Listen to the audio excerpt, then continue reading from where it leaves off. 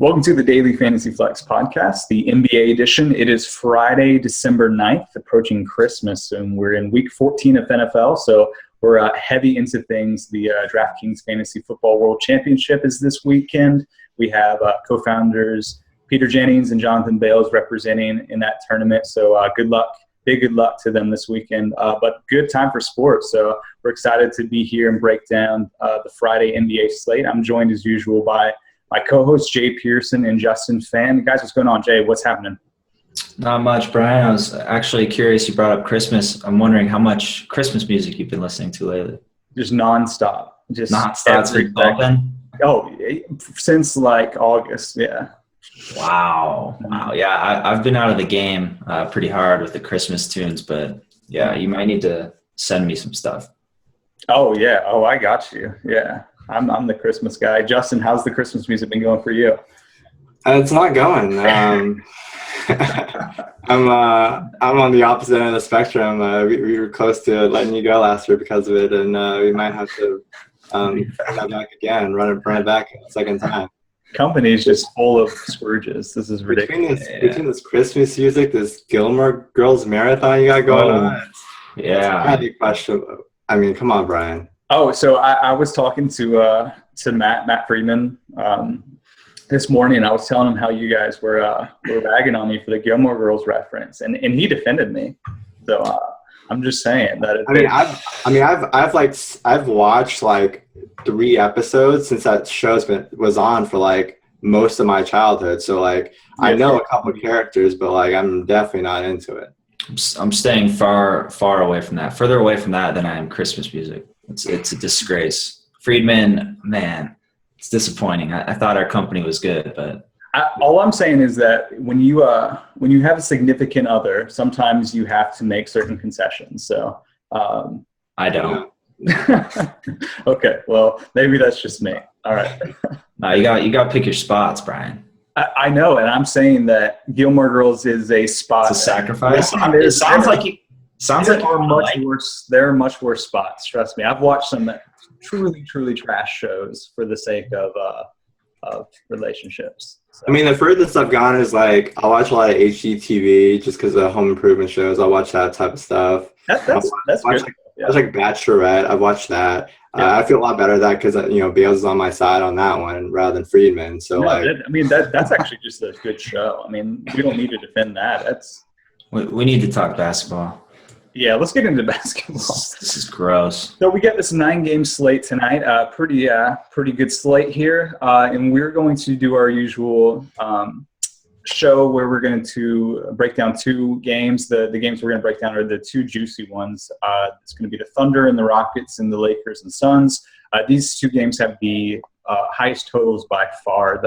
The Thunder and Rocks are at 224, and then Lakers Suns are at 220.5. No other teams above 210. So these are definitely the 2 juicy games that you want to get a piece of. So we're going to spend a little bit of time on them, and then as usual, we will just run through positions real quick and make sure that we're not missing any guys. But first, we will kick back to Jay for some notable injury news today.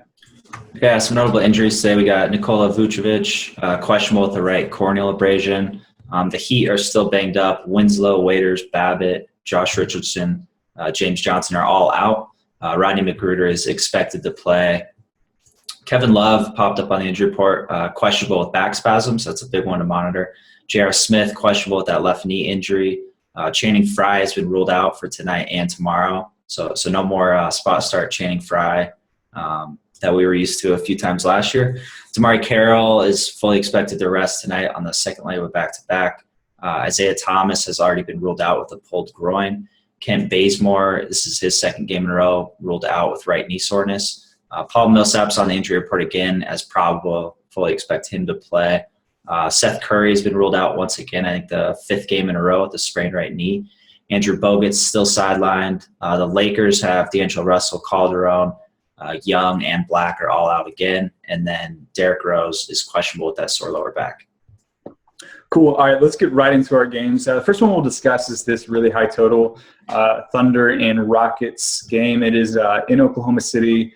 and it's going to be a pretty close game. Vegas projects the Thunder are currently 1-point favorites. They opened actually as 1-point dogs. They've moved to 1-point favorites, so should be a pretty good game here. So I think let's start on the Thunder side because Russell Westbrook is always a polarizing guy, and every NBA slate he put up 54 DraftKings points in his first meeting against the Rockets this year, but that was actually the last game that the Rockets played without Patrick Beverley. He came back the next night for them and for his season debut. So I don't think that game is particularly representative of what we should expect tonight. It's not that Russell Westbrook can't beat really any matchup, but playing against Beverley as opposed to some of these other guys is definitely a different matchup. So, Justin, what are your thoughts on Westbrook going against Bev tonight? My thought on Westbrook versus Bev is you got to play Russ at all costs. I think he's by far the best stud on the slate, and I think he has a legitimate shot to challenge for 70 DK points in this one. I'm not concerned about Beverly, and I think his role in the offense is solidified, and I'm not too worried about individual matchups. If he is limited in scoring, he can make it up for it in so many different ways. Playmaking with the assists and all that. So I like this spot a lot for Russell Westbrook. I think he's going to be the guy I'm locking in. I'm going to start my cash game rosters around. Yeah, Jay, what are your thoughts on Westbrook? I mean, it's obviously a little bit of a tougher matchup, but in this really juicy game, I mean, the Thunder are obviously implied to score a ton of points. It seems like it's really hard to fade Westbrook, especially on FanDuel where he's 12-7 and has this humongous 83-point ceiling. Yeah, I'm definitely not fading him. I want a piece of this game, and I'm looking at the Thunder side. They haven't played since Monday, so a lot of rest for these guys coming in. And, yeah, I'm not scared of the Beverly matchup really for Russ. Like Justin said, he can rack up points in so many ways. He's going to hit that floor he needs. And then you look at the other side of the ball and look at Harden, the other guy who's really expensive on the slate. Juicy total, nice game. But I'm totally fine fading him with Robertson on him. Robertson's one of the best defenders in the league. And if you look at their first game this season, Harden shot 2 for 11 when Robertson was on the floor, finished 4 for 16. All 6 of his turnovers were when Robertson was guarding him. So it's a spot where if you're comfortable fading Harden, which I am, you automatically look to Russ, and that kind of just strengthens the argument to play him. Yeah, definitely fair.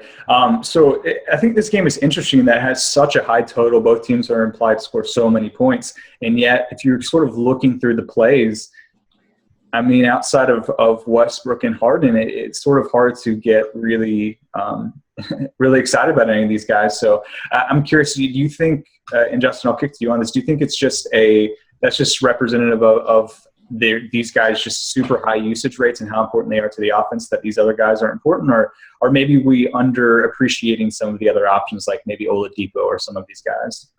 No, I think it's just tough to really, consistently make an impact night after night with Russ and Oladipo having such a stranglehold over the market share, the usage, and those guys impact the game in so many different ways through playmaking as well. Then Russ, especially on the boards, Harden's picked up his efforts there too as well this season. So I mean, these guys impact the game on so many levels. So it's really hard for these guys to really come in and put up big lines when the ball's in the hands of these two guys for the majority of the time. So I'm looking at the rest of these guys as strong tournament plays. I don't think I'm going to be cashing Oladipo. You look at shooting guard, especially on FanDuel, where Oladipo is more affordable at 6,500. You could look at Lou Williams there, and there's no way I'm going to play Oladipo over Lou Williams in this spot, especially with Lou in that really juicy game against the Suns as well. So you kind of look up and down. His minutes have gone down a little bit, recent games, losing a little bit to Montrezl Harrell, losing a bit to Nene. So he's not quite that strong of a cash game play like he was maybe a couple of weeks ago. I think you can look at Ryan Anderson potentially, Ariza, Eric Gordon on the Rocket side. All those guys, have the potential to have a bigger game in the spot than on the Thunder side. It's basically, Russ and Oladipo. I'm not really looking too hardly at anybody else. Yeah, that's definitely fair. So, I mean, no Steven Adams at his low price point? No, he just doesn't do enough, I don't think, to really give. I mean, center's so deep on a nightly basis, so that Adams doesn't really have that scoring upside to really give you that big a game. He's kind of been a disappointment for much of the season. Just kind of teams are kind of collapsing a little bit on the pick and roll. It's having a little hard time to find space to operate. So you look at center. It's just you got Dwight Powell as kind of like a guy. Then you got Cousins and Whiteside up top, and Dwight Howard, Bismack Biyombo. Like, there's so many options there. John Henson. So I mean, Adams is a guy I'm really looking at here, despite the total.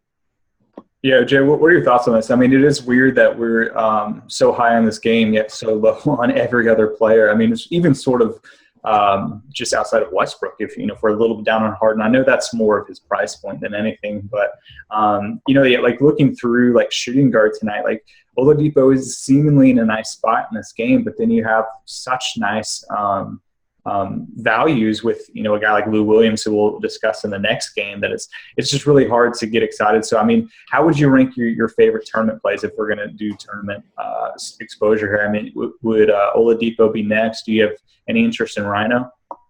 Yeah, I mean, this game's full of tournament plays. You have to take advantage of the total. It's just when you're comparing it to cash, yeah, Russ is probably the only guy who I'm really trying to get. I'm probably a little higher on Oladipo. I like him quite a bit. He went for 49.5 against them earlier this season, and he's averaged 32 FanDuel points in the 10 games since that game, 37 minutes a game. So I like his floor a lot with this juicy spot. So it's tough comparing him to Lou. We'll get into Lou in a little, but I wouldn't mind going Oladipo, but I get the price similarity there. But yeah, I think you want to have some exposure to Cantor, who's the most frustrating player ever to predict when he goes off. But he's a tournament play, I think, on this slate. And then really all these guys. I mean, Eric Gordon, we've seen massive upside with him. If I were ranking them, I think you look at, Harden is there if he's going to have decreased ownership, just in case, he blows up. But he's probably the guy I'm the lowest on relative to price. I'd say, let's see, after Russ, I don't know. Probably Oladipo, honestly. He's flashed that upside, and you look at some of these other guys, Capella with the minutes downside. It's not a spot where I'm looking to like load up on all these guys and heavy exposure. I think Oladipo, to be fair, Lou is a really tough comp because Lou is one of the top plays overall, I think, of the slate, given his price. I think Oladipo is firmly in the mix for shooting guard 2 on FanDuel. I think there's kind of a gap there after Lou Williams. You can, look at like Norm Powell, for example, as a punt with Carroll resting, but that's against Boston. That they're stingy with Bradley and Crowder on the wings, and I think Oladipo's kind of squarely in that cash game mix on FanDuel at 65. Though Lou is still my favorite option.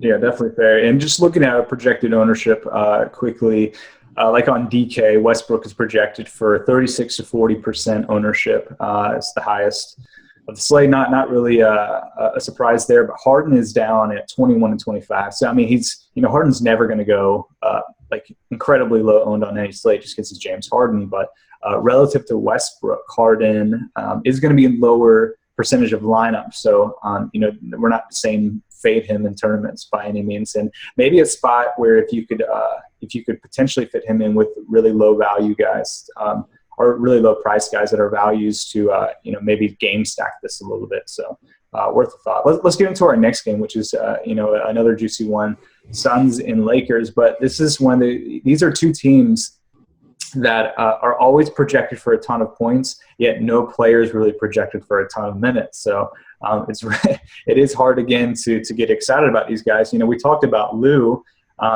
being such a firm cash play, especially on FanDuel. I think he's just going to be super, super chalky and for a good reason. But outside of that, Justin, I mean, is there any other guy that you're just locking into cash games from this spot? I'm not locking into cash games yet, but I think the second guy, I think there's two guys that I'm really liking a lot. Lou Williams on FanDuel and Eric Bledsoe on DK at 7,400. You mentioned the minutes. There is definitely some concern because you look at Bledsoe, you look at Devin Booker. They haven't been playing a ton of minutes. Those guys have been playing, anywhere from like 28 to 32 minutes, which is a little bit concerning. But given the spot for Bledsoe, I think this is super strong, and at 7,400, I think he's one of my favorite options. Point guard on DK, I'm going to try to fit him in the spot. They have the Lakers have surrendered a opponent plus minus a +3 to point guards this season, so a really juicy spot. A lot of potential for increased usage, some steals, and you look at this game, the Lakers are tied for dead last in defensive efficiency, and the Suns are 25th. And you've got the Suns are first in pace, the Lakers are fifth in pace. So it just sets up to be a gold mine, really, for value here. So Bledsoe and Lou Williams, and then beyond that, I think you can look at these guys more as tournament options than cash game plays. Yeah, where are you on those guys, Jay? I'm sort of curious in your thoughts on Randall as well, because he's, I think, maybe the next guy that we're looking at after Bledsoe and Lou that might be even in the mix, especially on DK, where he's, I think, a reasonable salary. At least not, maybe if not in cash games, maybe the next guy up that we would want for tournaments. What are your thoughts on those guys? Yeah, Randall's the next guy I'm looking at, 6K on DK, averaging 1.1 DK points per minute. So that upside for him definitely comes down to minutes there. Love the spot. Obviously, this whole game is really juicy. So it goes Randall for me as my number one tournament play, after those two cash plays, Bledsoe and Lou Will. And then I think you can look at Devin Booker a little bit, tournament exposure. You dropped 39 points against them earlier this season. So he's another guy I have my eye on. And after that, it gets kind of thin. I mean, Brandon Knight, just the minutes aren't there.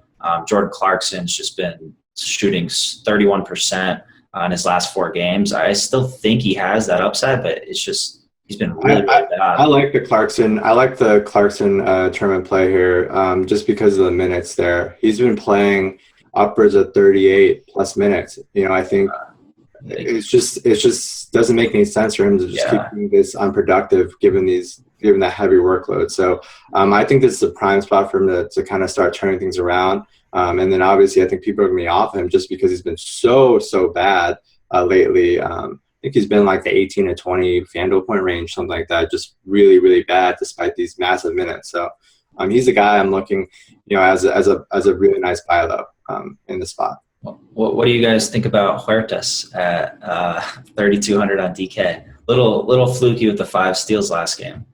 Yeah, I mean, how many minutes is he going to play? 20? Yeah, I have a projector right now for like 22.7, so like not that many. I think I don't know, there's not quite a ton of value that's opened up so far, so it's going to be, you might have to look his way potentially. But I don't know, he's not great because the floor scares the hell out of me. It's very shaky, but he is 3,200, so you can throw him in the mix in this juicy spot. Obviously they're down Calderon, so he's gonna have to play a little bit, and he's probably gonna get the start again. So interestingly, if we're just looking at projected ownership on FanDuel, Lou is supposed to be he's projected for pretty high ownership, but that's just because he's at 6K, 97% bargain rating on FanDuel. Just uber chalk is a plus 7.6 projected plus minus, so that no surprise there that he's going to be highly owned. But if you look on DraftKings, where these guys are priced a little more efficiently, no guy really is above. I think the top guys are 9 to 12%. So in such a juicy game with a high total, these guys are all going to carry low ownership, which is pretty intriguing in tournaments. I think one guy that I want to get your thoughts on. If we're just looking at potentially, because I think the tournament plays are, guys that could go off, but also guys who, because none of these guys if you just look at their average owners or average minute projections, you can project them for like way more than 30. But there are some guys who, could go for in the high 30s if the game sort of plays out that way. And one guy that I think could get a little more minutes if the game plays out that way is Ingram. I mean, he's a guy who, just a couple games ago was getting in the high 30s. He's been really having to play just because of how bad Luol Deng has been. But in this game against the young Phoenix Suns, I could see him getting actually a little bit more run. And he's been pretty good. He's exceeded salary-based expectations in 9 of his last 10 games. Pretty cheap on FanDuel at 4.2. Jay, any love there at all? Not really. I don't think he's really flashed the ceiling that I want.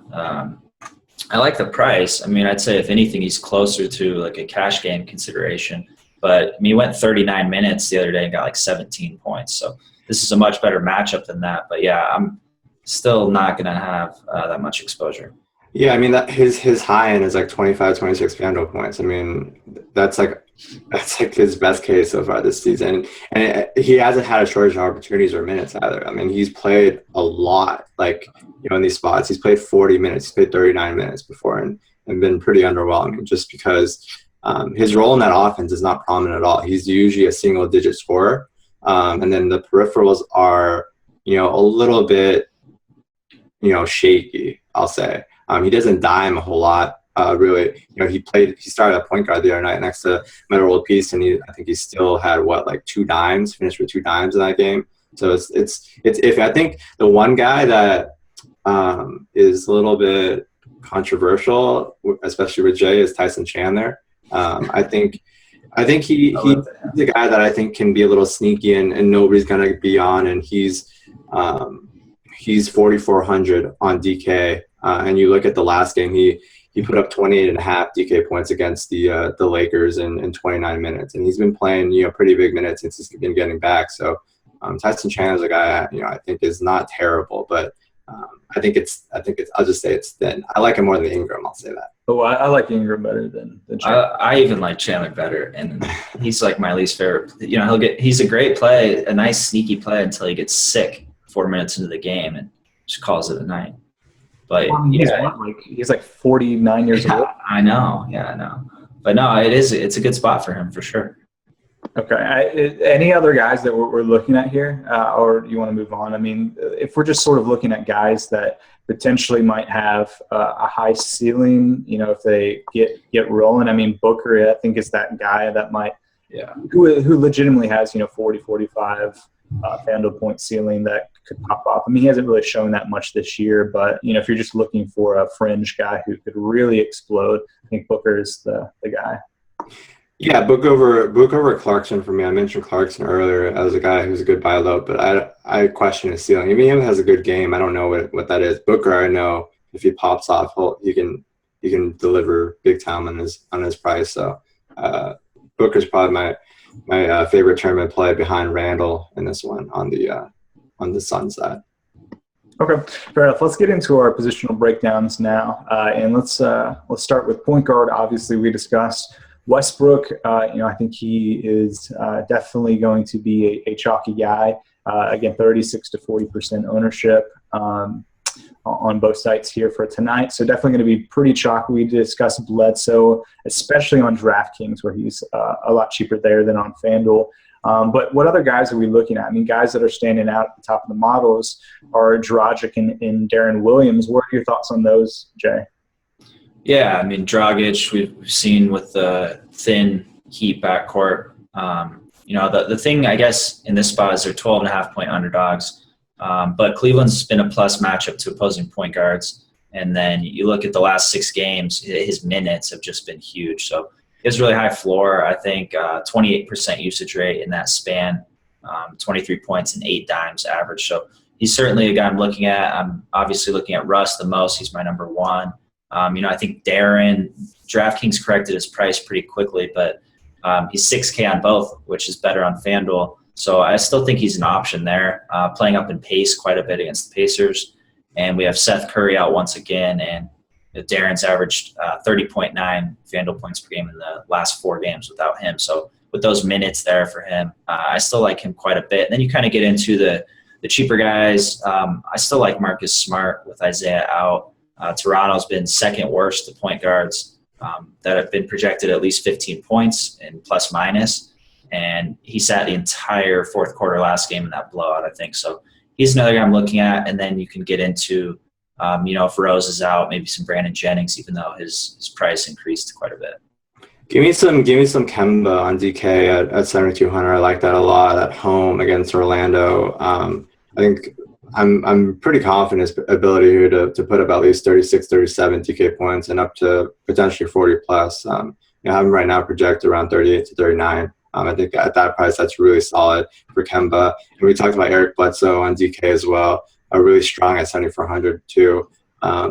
Kyle Lowry has been really solid, but I don't love this spot against Marcus Smart, who he should be getting a bit of in this spot. Maybe some Avery Bradley as well, and I think a lot of the names we mentioned. I think Tyler Johnson is a guy who's going to be pretty popular, though it's a tougher spot against Cleveland as a big dog. Though I will mention though on Dragic and Tyler Johnson, there is a threat of a blowout. But I'm not really concerned about that aspect because you look at their kind of core guys, and the only guys that can really see an uptick of minutes are Udonis Haslem, who doesn't play much, maybe like 4 to 5 minutes. And you look at Derek Williams, who's been capped kind of around 20 to 22 minutes. They haven't been really willing to play him too much, and he plays more at the forward positions rather than the backcourt. So even with this line, I feel really confident about the floors of Dragic and Tyler Johnson. They just have to play a lot of minutes. It's just those two and Ellington and Magruder in the backcourt kind of. So it's a lot of floor for those guys. Let's go deeper. Anybody else? Any interest in like Terry Rozier, kind of piggybacking the love for Marcus Smart in that matchup against Toronto. Rozier had a really big game last time, and obviously sees an uptick in minutes off the bench with Thomas there. Is there any kind of deep appeal for him? Yeah, I think looking at last game, I'm kind of on the opposite in that I'm overvaluing today Smart and undervaluing Rozier after last game. I'm not sure exactly how the field will be on that. I still think he'll have pretty low ownership, so I think all in all, you should definitely have some exposure with the uptick in minutes. He's flashed that upside and he's still cheap. Another guy who's not cheap, really deep, but is Kyrie. I think 7,300 on FanDuel if Love ends up missing. Kyrie's a guy I'm definitely going to be looking at pretty hard there. Yeah, with Kyrie, obviously, I'm a little if it stands currently with JR and Kevin Love playing, I'm kind of off him just because there's downside there with the minutes with this blowout. I think we'll see. It's more if both those guys are out, then I'm looking at Kyrie pretty big there. Last time Love missed game was in the playoffs, and Kyrie and LeBron took 51 shots, and last year is a weird sample because most of the games Love missed, JR was in as well, so he saw a big uptick in usage. But without both those guys, you're looking at a lot of shots missing. What about any love for Elf if Vooch is out on that second unit? That's Vooch leads the team with 25% usage rate since he moved to the bench. I know Elf's not traditionally a guy who takes a lot of shots, but is it any interest in Elf at all? Yeah, I mean he's still really affordable on DK at 4,300. So I mean he's always kind of closer to the top of the models on DK point guard just because he's so cheap. So I definitely like the upside. I think they can play some dual point guard looks too with him and Augustine alongside each other as well. I can see him playing 27 minutes, 28 minutes this one potentially. So definitely like him in tournaments especially if Vooch is out. It's a big loss for that second year. Yeah, Vooch has been rushing with the who's going to pop up more than anybody is Jeff Green. We're going to have that. Oh my God, he's going to be the number one play. So you don't think that Peyton, who's a guy who's not going to shoot a lot and sort of dependent on getting the ball to others, that having an offensive guy in the second unit be out will actually hurt him more than it helps him? Yeah, it probably hurts. I mean, it hurts their team for sure. But it's a spot where you're trading off, and you have that upside of if he does shoot more. He shot like 9 for 12 the other game, which is shocking. But you look at the upside with usage on him directly handling the ball, and that's kind of where it lies. But I get you for sure. It could be a net negative for him for his stats with Vooch out. Yeah, I mean, we're looking at the point guard matchup against the Hornets too, which you've talked about has been pretty profitable too. So I think it's a good spot in general. Yeah, I mean, I think at 4-3 on DK, like you're not investing much into that, so it's worth some exposure. But I mean, even if you told me he was going to shoot 10 more times, what is he going to make? 2 more shots? Probably, yeah. One last guy before we move on to shooting guard that I'm curious if you have any love. Guy who's actually been really good lately, Schroeder. No, he was so bad against Milwaukee last time. No, I don't know. Yeah, I mean, he was on that stretch mostly with Millsap sidelined. He had, some good games, Millsap back, but overall, I think that run is going to slow down a little bit. And playing Milwaukee, slower paced team, I don't love the spot. Yeah, that's fair. I was more just looking at how well he's played. I mean, he's exceeded value in eight of his last 9, and he's still 6K on DK. I think that's a good tournament spot for him. Just kind of given the upside he's flashed as of late. Projected for like 5% ownership too. Yeah, I think it's fine. I think I'd probably roll Schroeder over Elf in tournaments. Yeah, I probably would too. On DK, yeah. You kind of look at what their ceiling can be and what their usage is. We talked about Bryan just mentioned like how many shots is Elf going to really even if Vooch is out. So I mean, sure. It was just the intro to get into Jeff Green when we talk about small forward. Yeah. All right, fair enough. Let's move on to shooting guard. So the question, if you are not going to go Harden here, we obviously talked about Lou on FanDuel, but let's just because I think DK shooting guard's always a bit tougher. One of the tougher spots in NBA DFS is just the shooting guard for DK every night. Let's start there. I mean, DeRozan is down at 7-9. And, facing Boston, he's got like a 95% bargain rating because of his high price on FanDuel relative to DraftKings. I mean, if you're not going to pay up for Harden, do you like that DeRozan price, Justin? Yeah, I don't think I'm going to cash DeRozan, but it's fine. It's kind of a spot with DeRozan lately where you just kind of, if you cash him, you're just paying for that floor pretty much. And I think there's some other options you can look at. Lou Williams is still good for me on DK, even at 6,600. I think he has enough upside there to kind of make up for that price difference. And I think Wesley Matthews has been really solid lately. I think you got to look at him at 5,100 as well. He's been really consistent that shots come around. We've talked about him multiple times on these pods, and he's kind of hit value like every single time still. We talk about that offense. They have low implied totals, but it's just Darren, Wes Matthews, Barnes just monopolize so much of that offense, so it doesn't even matter. They have just such a large market share, and they play so many minutes too, especially Wes and Barnes. So I'm fine with Wes there, and I'm curious on you guys' thoughts on Batum. He's been doing really well as of late. I think he's obviously at home too with Kemba, so he's the guy I'm looking at. He's definitely in the mix. He's 30 plus DK points in 4 straight games, and almost a fifth at 29.3 that against the Pistons. So I think he's definitely in the mix as well. Yeah, I think if I'm on DK, if I just had to rank my favorite cash plays, I think that Lou would be up there number 1, but I think Batum might be number 2, just slightly ahead of Wes. So I like Batum quite a bit tonight. Where are you at with those guys, Jay? Yeah, I think there's a third who kind of creeps up in that range, similar price as Avery Bradley with Isaiah out. I like all 3. If you talk floor, I think Avery Bradley probably has the safest floor, but the other guys have more upside, I think. But yeah, I'm looking at all 3 of those guys, but we know how tight DK pricing is, and it's not easy. None of those guys are like really cheap. Paying 6,500 at shooting guard on DK is traditionally not something you usually do. So I think, you got to look at Wes. I like Wes quite a bit at 51. Indiana's defended the 3 pretty well this season, 3rd best in 3-point percentage allowed. But the shots are going to be there for Wes, his volume.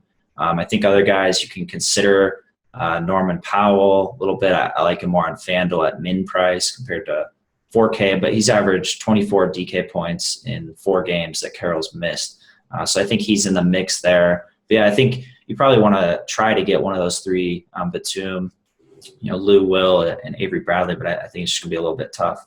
I like Norman Powell quite a bit on FanDuel. I think he's even fine in cash just because of, he's going to start at the 3 spot with Carroll out. Where are we on Fournier? He's been so bad lately. Yeah, the minutes have been kind of disappointing, really. And closer to 30 is not going to pay the bills. You know, you need him closer to 34, 36 is kind of where he needs to be at to kind of hit value. And, you know, he's had some tough spots and some good spots. He's played Boston and Detroit lately. And then he's played Washington and Philly, just kind of been disappointing overall. I don't think he's in the mix at all with the other guys that we mentioned, Avery Bradley, Batum, and who was the other guy? Lou Williams. Yeah, I'd much rather have those three than Fournier. I even kind of question the upside in the spot, so I don't even think he's a strong tournament play either. Yeah, that's fair. And then the last guy I think that we should probably quickly hit on before we move on is a guy with maybe the highest ceiling here outside of Harden is Giannis. I mean, yeah, you know, are you just going to sort of match exposure in tournaments, Jay, or what are you doing with him? I'm probably going to go overweight on Giannis. I think it's a good spot, especially on this slate. He might be slightly overlooked. You know, you have Russ at that insane price in a really good spot against Houston. So I think Giannis is probably one of my favorite tournament plays. You know, his upside is up there with anybody. So absolutely, he's my favorite tournament play. I want to go back to Avery Bradley and not even talk about him as much, but this game. I like this game a lot. And we looked at Lowry and even DeRozan on it, his soft price and DK. And I really like the individual matchups, but this offense is like the Warriors almost. They're barely behind the Warriors in offensive rating this season. They score 115 a game. And this game could pop off pretty big time. You know, I like this total. I like the spot, the close spread. So it's probably my favorite tournament game to stack. The two we talked about earlier will be a little chalky. Some of those plays don't have much upside with the minutes, but these guys do have upside with heavy minutes. So this is a game that I want to target pretty heavily. Yeah, but who you're going to go on? You're going to go on Toronto. I think. I mean, it's the backcourt. I don't think Lowry's in the cash. I think he's solid for sure. I think Lowry and DeRozan. No, they're not cash. Yeah. Yeah, I think they're in the same boat for me. I think they're both guys you pay for the floor. I don't think they're like the best value players or even like the high ceiling guys. Like I'm probably going to look at Bledsoe, Russell Westbrook. You know, we mentioned a couple of like Dragic, like over Lowry. I think that's where I am too. Yeah. So like I'm not sure. Like even if we like this game, like where realistically we're going to get the exposure, because it's like you can get some Powell for sure on small forward at FanDuel. I think that's a good price. Or shooting guard now. Yeah. I think DK Lowry is perfectly fine. It's just they score 115 a game, and like I don't like the matchup for the backcourt at all. But they've been getting a lot of bench scoring too. Like Patrick Patterson, I mean, I like this spot for Val, but that's just a big thing with minutes, and they're not really there too often. Right. You know, they could be, and that's another spot I think he could take advantage of. But it goes into like Horford too. You know, I like a lot. It's a lot of pieces in this game that I think this could be one of the higher total games. Yeah. Fair enough. Okay, let's move on to small forward, and we'll keep on trucking here. Justin, I'll start with you. Harrison Barnes last game against the Kings, not great defensively. He had 11 points, 6 turnovers, only 14.5 DraftKings points. That means he missed salary-based expectations by like 16 points. Not a great outing, and he's your number one small forward on both sites. So sell me on some Harry. Yeah, I think he's going to get adjusted in a little bit here, but I think he has a really solid floor for sure with the minutes and the usage. I'm probably not going to go him as my top option right now. I'm probably going to look elsewhere. Like LeBron, I think is really solid again, especially with a Heat team missing Justice Winslow and really and James starting on the wing. Yeah, so. That's kind of where I'm going to start looking at LeBron at small forward. Who are some other options that you guys are looking at? I think, Nico is another guy who has dual eligibility on DK that we can look at. Tobias Harris has been really solid. PG's been back. He's in the tournament mix. What are some other names here? I'm running it back with Melo if Rose is out again. I'm not scared. He's so cheap, man. Dude, but I'm considering it. He's like going to get you 5 points one night and then like 50. I mean, not 5. I mean, being dramatic here, but he's such a GPP play.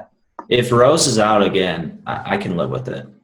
I think I can live with it. Twice in a row. So I think I can live with it for two reasons. The last game he got in foul trouble, I think, pretty early. And a blowout, yeah. Yeah, and then I don't think there's a nearly the blowout risk with the Kings that I do see with the Cavs. And I think, I'm fine with it. I understand what you're saying, Brian. Cashing Melo scares the hell out of me. It's just a very uneasy feeling because like even the times when he does hit value, it's like he goes in a halftime with like 8 points or something, and he just like drops like 16 in the third quarter, like to make up for that deficit. So I understand the volatility there, but if Rose is out, sign me up. If Rose is out, I'm 100% going Melo. He's too cheap. He's 73 on DK. Yeah, it's too cheap. 73 on FanDuel too. I like him on both. I mean, I know. I love the price per tournaments. I mean, they played the Kings 3 games ago, and he got them at home. He took 20 shots, and he scored 26.3 FanDuel points. I mean, and it was in like 37 minutes. So I get the play. I think he's an elite tournament play for sure, especially at that price point. I'm just terrified for cash. I get that it's tough, in the spot to figure out, small forward, especially in FanDuel where you got to go to. Even if you like LeBron a lot, I mean, that probably puts you into Harrison Barnes range for your small forward too. So I get where you're coming from. It's just risky, I think.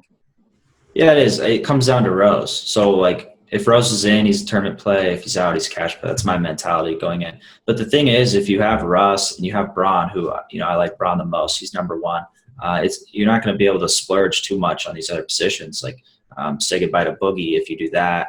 And you get in these spots, so it's going to be a little tougher to do that. That's why I'm fine with Barnes too, 6,100. I'm not really too worried about last game's dud. He's been very consistent outside of that, so I'm fine running it back. He's still underpriced, but after that, it gets pretty thin. I think two guys that stand out for me, who are going to be in the cash game mix, are Rudy Gay and Jay Crowder. I think those are some odd options. Look at Rudy Gay last time he played the Knicks. 2 he's nice. games ago, he dropped 41.8 FanDuel points in 35 minutes. So I think he's.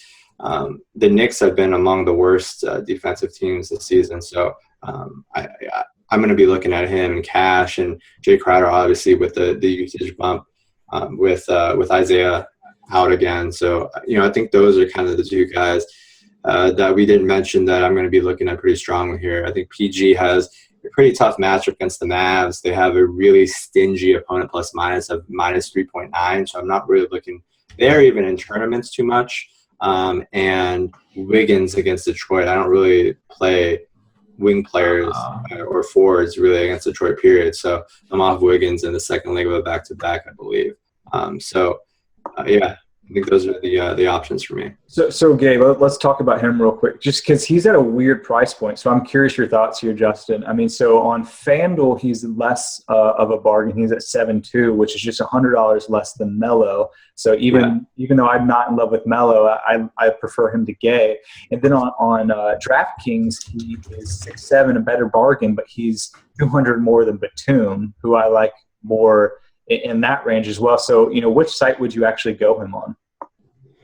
Yeah, I think I look at him more in DK at 67. You can make a case for him on both, I think, because I think small forward today. I want to look at floor, and I think it's going to kind of matter where your roster construction comes in, like how much you can afford to spend at that spot. So I think I'm not coming in with Rudy Gay as one of my top cash game targets at small forward. Don't get me twisted there, but like I think he's definitely in the mix. If you want to, you're gonna come in with the short list. He has to be on there. Yeah. I mean, the injuries are going to swing some things with Kevin Love and Derrick Rose looking at some small forwards, but I think you definitely want to try really, really hard to get Braun in there. If Love sits is the number one priority for me. And then if Rose sits, I'm looking at Melo. Tournament plays, Gay, Paul George for sure. Now is my time to give a nice, huge shout out to Jeff Green. Just 3,700 on DK. If Vooch is out, I'm going to go heavy on him. He's been seeing good minutes, actually. He's been seeing like 25 to 27 in some of these games. Like, whatever, sure. Well, look at Vooch's usage off the bench. And like we talked about with Elf, it's not going to be there for him. He's not going to take 17 shots.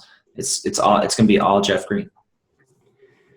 All right, send me that head-to-head invite if Vooch is out. I'll take your money, and you can cash Jeff Green and be my guest. No, I'm talking tournaments. Okay, all right. Yeah, tournaments is good. Yeah, I'm not cashing him. Okay, all right. Jeff Green and Melo cash. Melo without Rose is certainly cash viable. Jeff Green is a nice tournament target. Is never cash viable. I don't think he's ever been a safe cash play now. Oh, fair enough. Last guy, I think we should probably mention any love for Tobias at all, or just free. I threw him out earlier. I think he's really solid. He's another guy you kind of throw in the mix as a guy you're paying for floor. All these guys are kind of similar to me a little bit with Tobias, Harrison Barnes, Rudy Gay. I think they're all pretty nice. I think it's going to come down to like which one is at the best price point for the rest of my roster. I don't mind Jay Crowder either. I think all of them are really solid. Okay, fair enough. Let's keep on moving. 2 more positions here. Power forward, and it seems like at least on the surface might be a night to pay down. It's just looking at the top. We have Millsap coming back. We have Love, who might not even play. I think Kristaps, is still too cheap on FanDuel. So if you're looking at the higher end options, 7K above, I think he's the guy to look at.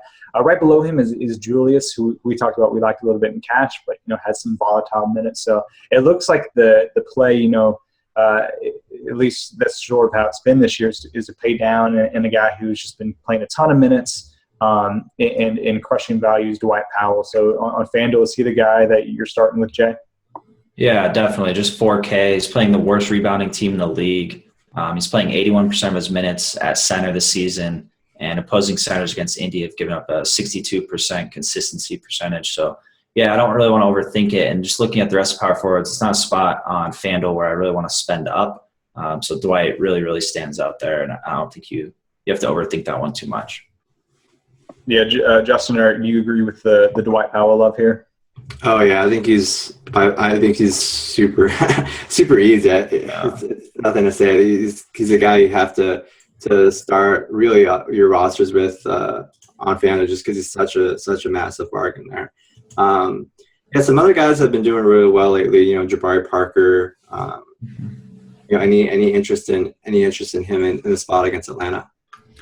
Yeah, I do. Yeah, he's been really nice. I've had my eye on him a bit lately. On the surface, you look at the spot versus Atlanta, and it's not great, but he went off for 42 against them earlier this season alone. So, and he's actually been really consistent lately too. So you're kind of getting that nice floor with that upside. So he's a guy I'm looking at too. It's tough kind of picking the power forward number 2. And even on DK, I know, the bargain rating for Dwight Powell is nice on FanDuel, but he's still 4,700 on DK, and I still think that's a spot you want to look at pretty hard for either your power forward spot or your forward spot, whatever it is. But that's something you got to do, especially if you can't really get Boogie in there. If you do end up going Russ, that's nearly impossible. So he's in the play on DK as well. But yeah, a lot of these guys, we talked about Randall, I like a lot, but more for tournaments. I guess he makes the cash cut a little just with the lack of kind of top depth we have here. So I don't know, where are you looking at, Bryan, with like a power forward 2 on FanDuel? I think it's Kristaps for me right now. I don't think I'm going to pay up for that. But if you're looking at guys, like I do like Jabari, but just 1,000 more.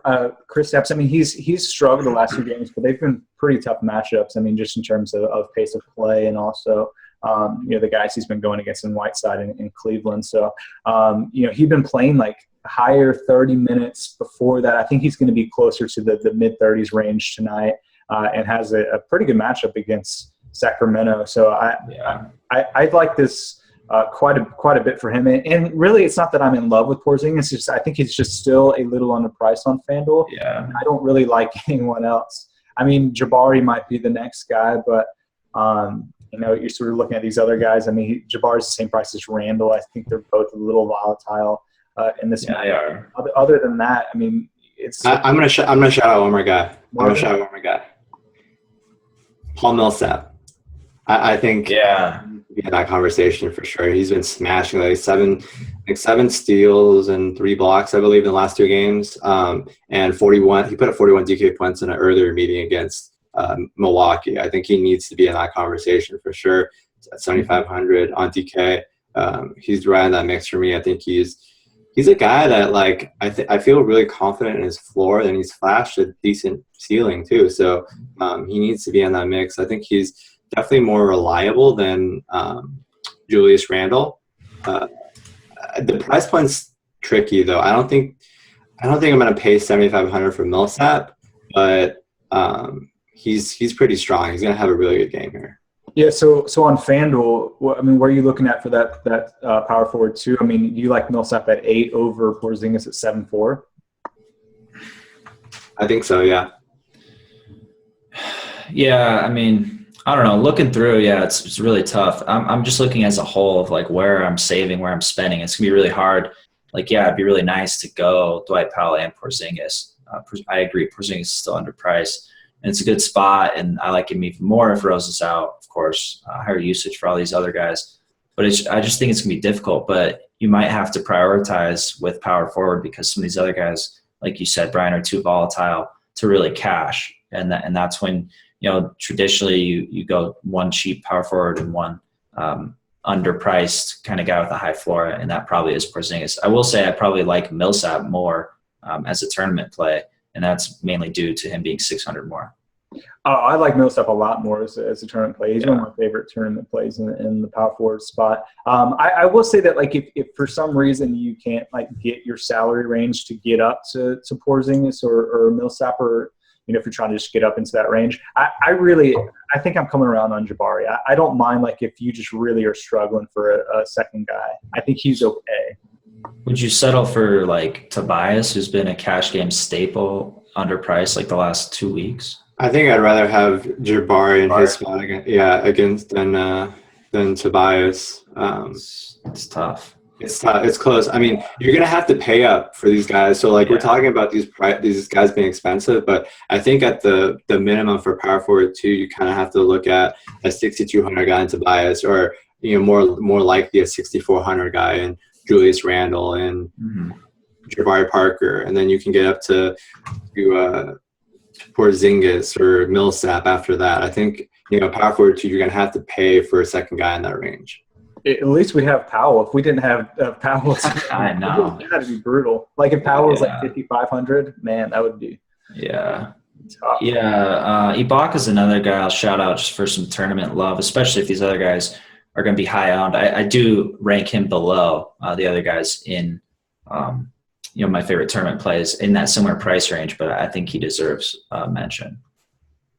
Yeah, I think that's fine. Power forward's always brutal to talk about. All right, let's finish with center here. And Jay, I'll kick it right back to you. Where are you looking? It's you don't have Embiid this time, so I mean, are you even going to play? Yeah, I am. Yeah, I mean, we just talked about the other 4 positions, and there really wasn't much value. That's, assuming if you go min price Norman Powell at shooting guard. But, it's not great. So I think a guy who stands out to me a lot is Tristan Thompson. Again, depending on the love news, can bump him up for me. But Miami's easily been the best matchup for opposing centers, projected at least 15 points. It's a thin front court if Love is out and Fry already out. They'll play more small ball, but it's less competition with rebounds if Love is out. And then if we look at last game, I know it's a totally different player, but Dwight just went for 23 and 17 versus Whiteside. People have had no problems. The Bucks. Yeah. People have had no problems having big games against Whiteside. So Tristan here on FanDuel is a guy I'm looking at just with how many guys I want to spend up on. I want to play Russ. I want to play LeBron. So you're going to kind of have to spend down. I like Boogie obviously a ton, and I think he just kind of is more of a tournament play with the priority on Russ. It depends. I think you kind of got to pick one or the other there. And, I could see both ways, but Tristan stands out to me as, pretty solid value here. Yeah, I think with the value, you're right, that Russ is probably just positional scarcity. Russ is probably just a little bit better play in cash than Boogie. Yeah, Dwight's a guy that I think is really interesting. How safe do you feel about his minutes today, Justin?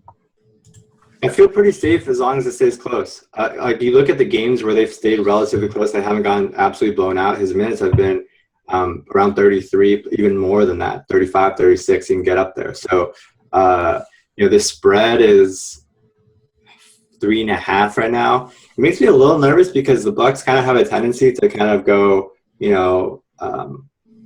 opposite ends of spectrum. They can show up some games, they don't show up other games. So there is a little bit of risk of a blowout, especially, the Hawks haven't been exactly the model of consistency and stability lately either. So I think Dwight kind of profiles a little bit more as a tournament play for me. But I like his ceiling a lot, especially against this Bucks team that's really struggled against front court players. Vooch is still really solid at 5,900. An eye injury, a corneal abrasion doesn't really scare me. He might not be able to see the basket. It doesn't matter. I think he'll play. He's gonna shoot. He's still gonna shoot. He's still 5,900. I think on a slate where we're short on value. He could potentially sneak in as a salary relief option if you need him. We've seen kind of those mid-range centers sneak in at optimals, like Gortat's snuck in quite a few times. So I think he might be a sneaky way to save there. Funny how he got his injury. He just got yammed on by Jaylen Brown, and Brown just poked him in the eyeball, dunked on him. It was pretty brutal. Big. I mentioned Tyson Chandler. I'll go back to that. I think the Lakers are the third worst team defending centers among teams playing today. They give up opponent plus minus of 4 to centers projected for at least 15 plus points. I think I'm gonna look at him. I think he's very interesting in the spot. And who else here? Yeah, I think DeMarcus Cousins is going to be tricky, man. I like him a lot. I love him. Yeah, it's just really hard to afford him. Yeah. If you're like locking in Russ, or you really want to play him, Russ is in a really great spot too. So it's really tough. It's going to be really tough to afford Boogie.